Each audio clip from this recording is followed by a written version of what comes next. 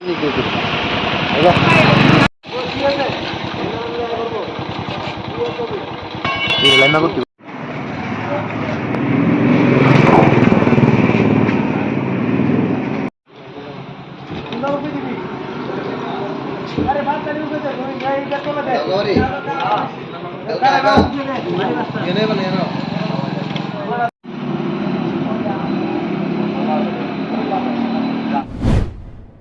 144 ধারা লাগু হয়ে গেছে, তো সেই ক্ষেত্রে আপনাদের মানে কি আবেদন? 144 ধারা লাগু আছে এখন। এটাকে এনফোর্স করা আমাদের কাজ। আজ এখন ইভিনিং থেকে আমাদের কাজ শুরু হয়েছে। কোনো রকমের জমায়েত আমরা অ্যালাউ করছি না। তাছাড়া কালকেও এটা কাউন্টিং সেন্টারের আশেপাশে বাদ দিয়ে শহরের মধ্যে এটা আমরা অ্যালাউ করবো না। এটা যতক্ষণ 144 ধারা লাগু আছে ততক্ষণ আমরা এটা স্ট্রিক্টলি এনফোর্স করবো।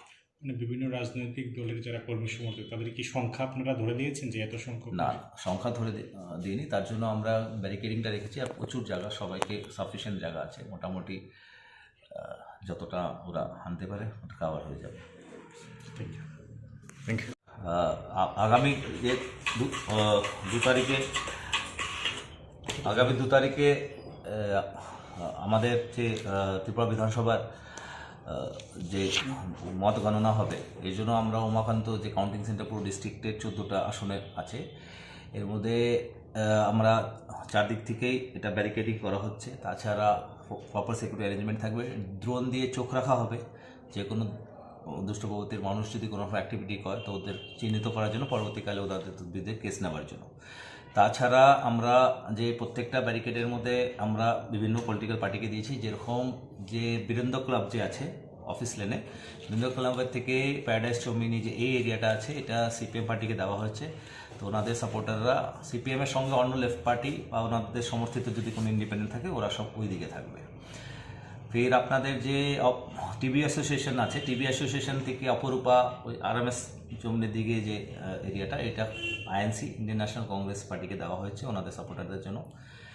এদিকে যে তেরেসা মেডিকেল সেন্টারটা আছে মুক্তধারার পরে, তেরেসা মেডিকেল সেন্টার থেকে পিছন দিকে টিআরটিসির দিকে এদিকে বিজেপিকে দেওয়া হচ্ছে। আবার এইটা পুরো রাউন্ড হয়ে ইউ শেপের মধ্যে আবার কের চৌমনি পর্যন্ত বিজেপিকে দেওয়া হচ্ছে। তাছাড়া ত্রিপুরা মথা আর টিএমসি আর অন্য কোনো ইন্ডিপেন্ডেন্ট এদের জন্য অবলা চৌমনি থেকে নিয়ে ওই শিক্ষা ভবন পর্যন্ত দেওয়া হচ্ছে। ফায়ার সার্ভিসের চৌমনি থেকে যে গেট ব্যারিকেড আছে, এখান থেকে অবজারভার, বিভিন্ন রকম অফিসিয়াল ক্যান্ডিডেট এরা সব এখান থেকে ঢুকবে।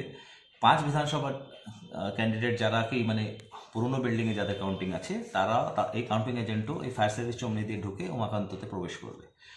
নতুন বিল্ডিংয়ে যে 9টা বিধানসভার যে গণনা যে নতুন বিল্ডিংটা হবে উমাকান্ত একাডেমির, এইটার যে কাউন্টিং এজেন্ট এরা ঢুকবে পিছন দিকে অফিস লেনের যে স্পোর্টস কাউন্সিলের যে গেটটা আছে, এর পাশে ছোটো গেটটা আছে, এদিক থেকে ঢুকবে।